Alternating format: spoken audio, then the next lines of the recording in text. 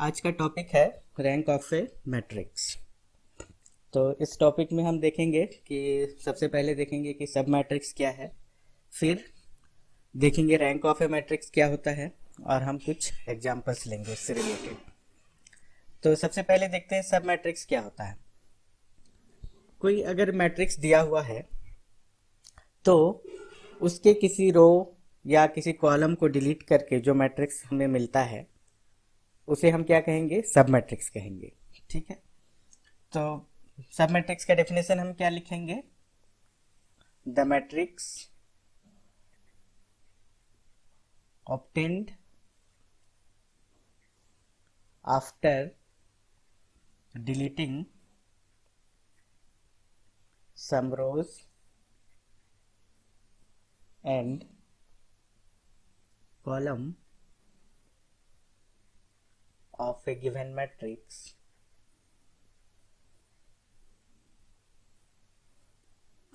is called the submatrix of the original matrix. Okay, ठीक है। तो सब मैट्रिक्स क्या हुआ, जैसे कि अगर कोई मैट्रिक्स दिया हुआ है ए, तो ए के कुछ रो या कुछ कॉलम, ठीक है, रो कॉलम दोनों कॉम्बिनेशन में डिलीट कर सकते हैं, सिर्फ रो भी डिलीट कर सकते हैं, कुछ कॉलम भी डिलीट कर सकते हैं। इस तरह से अगर हम कुछ रो और कुछ कॉलम को डिलीट करके जो मैट्रिक्स हमें मिलता है वो अगर हमें बी मैट्रिक्स मिल गया जो कि ए के कुछ रो और कॉलम को डिलीट करके मिला है, तो बी को हम क्या कहेंगे, ए का सब मैट्रिक्स कहेंगे। ओके, तो इससे रिलेटेड एक एग्जांपल देख लेते हैं हम लोग। तो आइए देखते हैं कि एग्जांपल, सपोज ये मैट्रिक्स दिया हुआ है, तो अब हम फाइंड आउट करना चाहते हैं कि सब मैट्रिक्स ऑफ ऑर्डर 3। ये ओरिजिनल मैट्रिक्स हमारा क्या है, 3x3 ऑर्डर का है। तो हम ऐसा एक सब मैट्रिक्स हमको पाना है जिसका ऑर्डर 3 हो। ऑर्डर 3 कहने का मतलब 3x3 ऑर्डर का सब मैट्रिक्स हमें पाना है। तो चूंकि ओरिजिनल मैट्रिक्स ही 3x3 का है, इसमें अगर कुछ रो और कुछ कॉलम डिलीट कर दें, ठीक है, कुछ रो और कुछ कॉलम डिलीट कर दे, तब हमें क्या 3x3 का कोई मैट्रिक्स मिल पाएगा? ऐसा कोई मैट्रिक्स नहीं मिल पाएगा। लेकिन हम लोग ऐसा भी तो कर सकते हैं कि इसमें 0 रो और 0 कॉलम डिलीट हुआ है, ठीक है। तो इस तरह से अकॉर्डिंग टू द डेफिनेशन हम लोग क्या कह सकते हैं, कोई भी मैट्रिक्स को अपने आप का ही सब मैट्रिक्स हम लोग कह सकते हैं। तो ए इज ए सब मैट्रिक्स ऑफ इटसेल्फ, ठीक है, अपने आप का ही सब मैट्रिक्स है। और ये इस सब मैट्रिक्स का ऑर्डर कितना होगा, ऑब्वियसली 3x3 ही होगा। ठीक है, अब नेक्स्ट हम लोग क्या फाइंड आउट करना चाहते हैं कि अगर कोई पूछे इस ए मैट्रिक्स दिया हुआ है जिसका 2x2 ऑर्डर का सब मैट्रिक्स फाइंड आउट करो, तो हम लोग कैसे करेंगे? तो इसके लिए सपोज पहले हम लोग क्या करते हैं कि इसका फर्स्ट रो और फर्स्ट कॉलम डिलीट कर दीजिए, तो क्या मैट्रिक्स मिलेगा, -3 4 और -2 3 मिल जाएगा। ठीक है, अब हम लोग क्या करते हैं, फर्स्ट रो और सेकंड कॉलम डिलीट करते हैं इसका।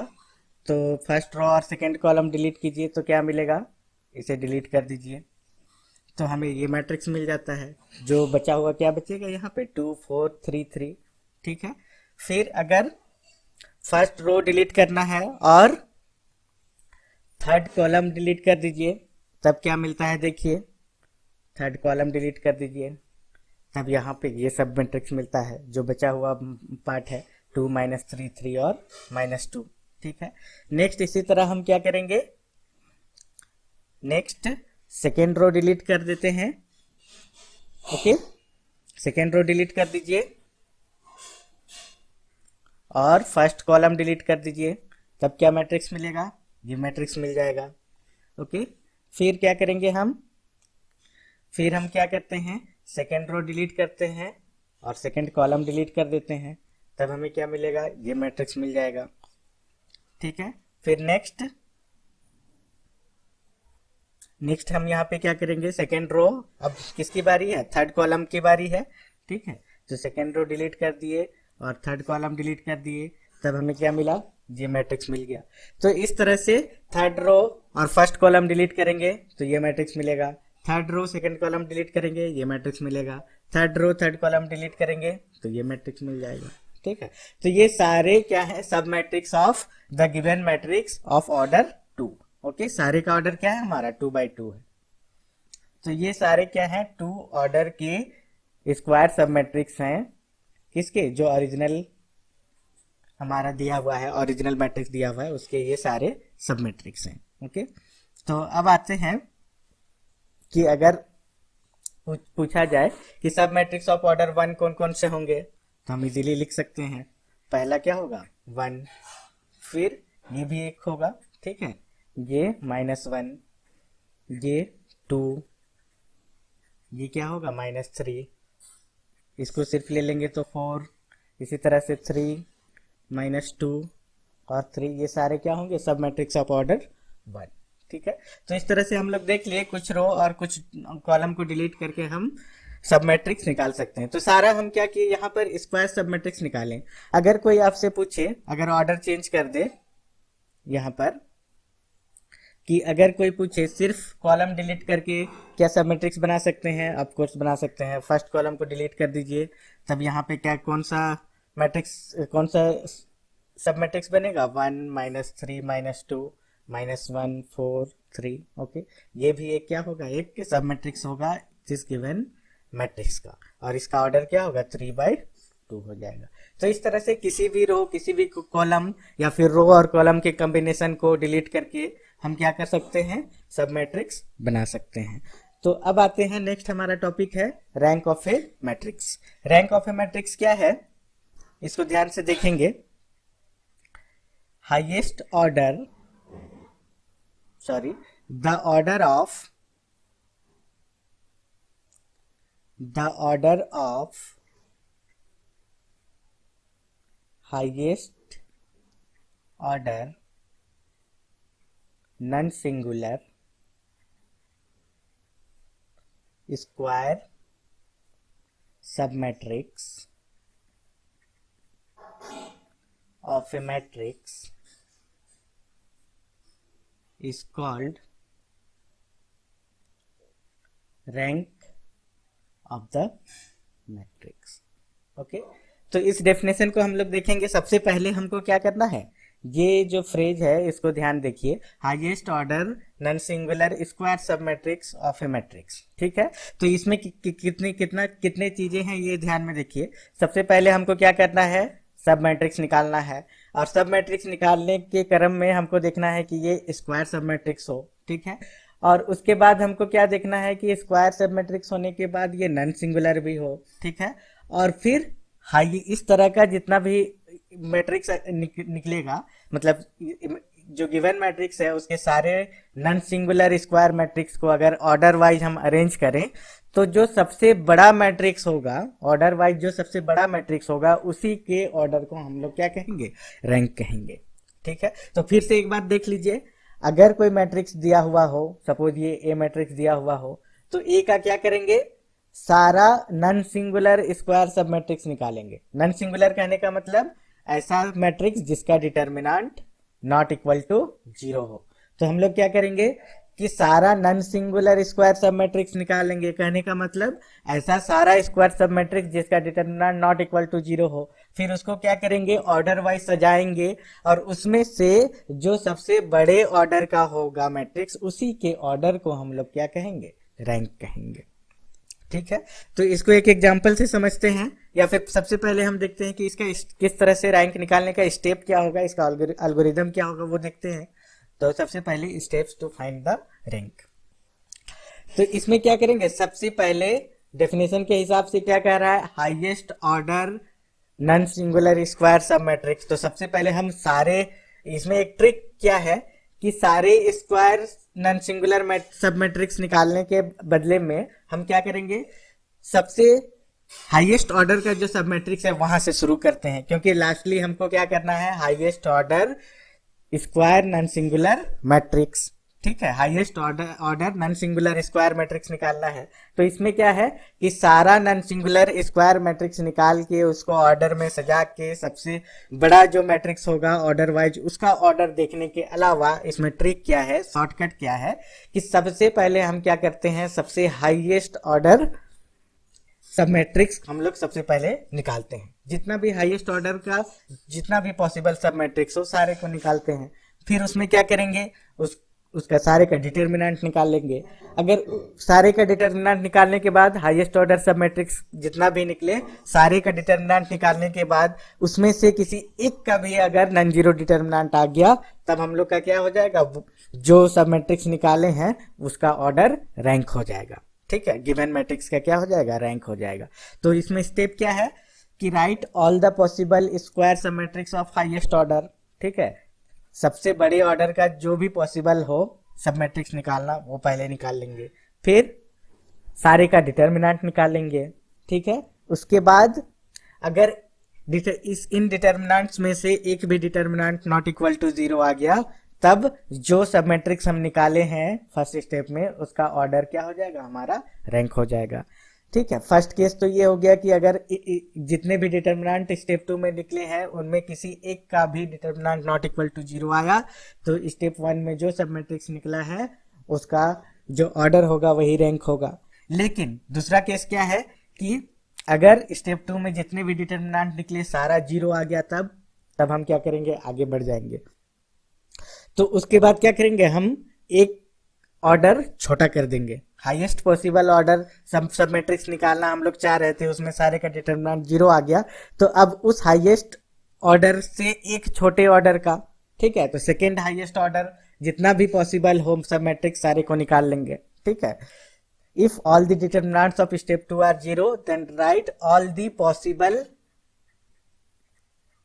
सब matrix of second highest order. ठीक है, और फिर रिपीट करेंगे प्रोसेस को। रिपीट करेंगे प्रोसेस कहने का मतलब जब सेकेंड हाईएस्ट ऑर्डर सब मैट्रिक्स निकाल लिए, ठीक है, ये पॉसिबल स्क्वायर सब मैट्रिक्स, ठीक है, स्क्वायर सब मैट्रिक्स निकाल लिए। अब इसमें से सारे का क्या करेंगे, डिटर्मिनेंट निकालेंगे। इसमें डिटर्मिनेंट निकालने के बाद एक भी अगर नॉन जीरो आ गया तो क्या कहेंगे, ये सेकेंड हाईएस्ट ऑर्डर ये हमारा रैंक हो जाएगा।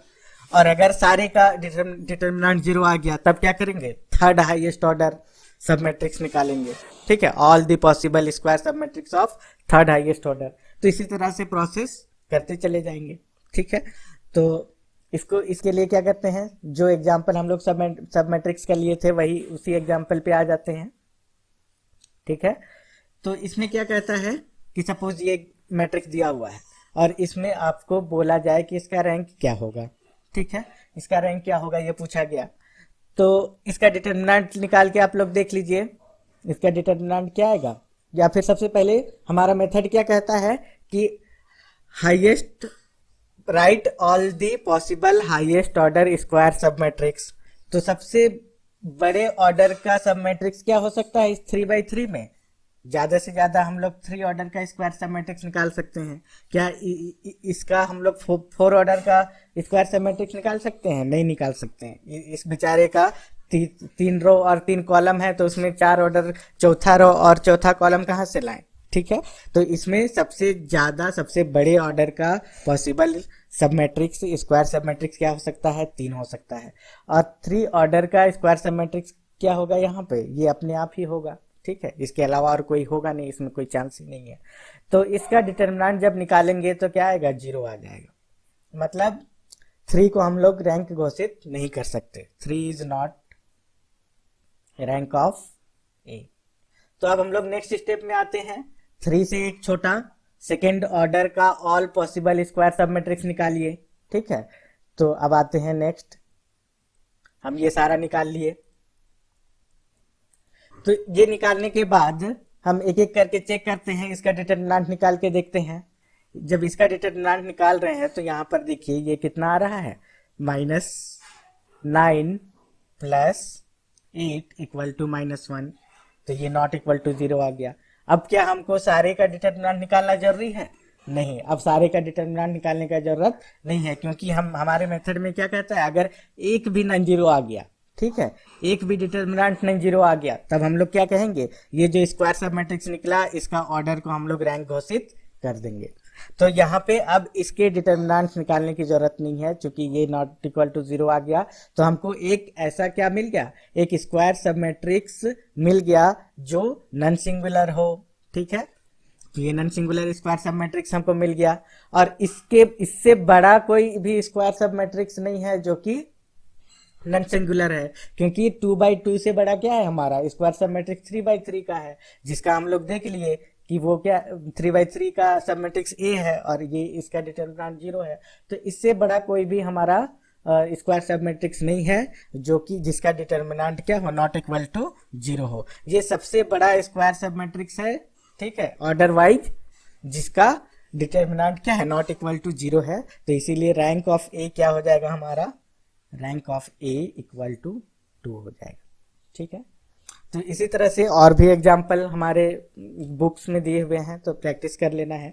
और ये डेफिनेशन से फर्स्ट हमें सॉल्व करना सीखना है, रैंक निकालना सीखना है। फिर आगे के लेक्चर में हम काफ़ी आसान मेथड हम लोग सीखेंगे जिसको अप्लाई करके हम काफ़ी इजीली रैंक निकाल सकते हैं, क्योंकि ये तो काफ़ी कॉम्प्लिकेटेड प्रोसेस है। सपोज इसमें सारे मैट्रिक्स का रैंक 0 हो जाता, तो ये इतना सारा कैलकुलेशन करने के बाद भी हम रैंक तक नहीं पहुंच पाते। फिर इससे एक छोटा स्क्वायर सब मैट्रिक्स हमको छोटे ऑर्डर का स्क्वायर सब मैट्रिक्स निकालना पड़ता, तो काफ़ी कैलकुलेशन यहाँ पे लेंथी है।